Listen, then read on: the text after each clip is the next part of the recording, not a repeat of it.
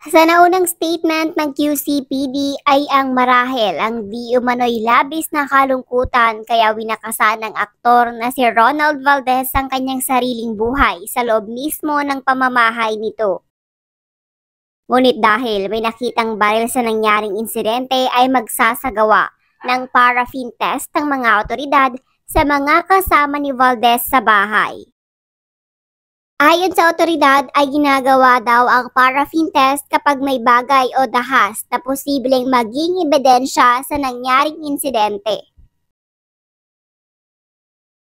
Base sa pahayag ng otoridad ay nakita na lamang si Valdez na wala ng malay at may tama ng bala ng baril sa right temple nito.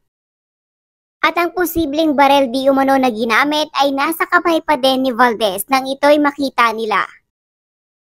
Pagtitiyak ng mga otoridad ay ilalabas nila sa publiko ang buong detalye ng kanilang investigasyon.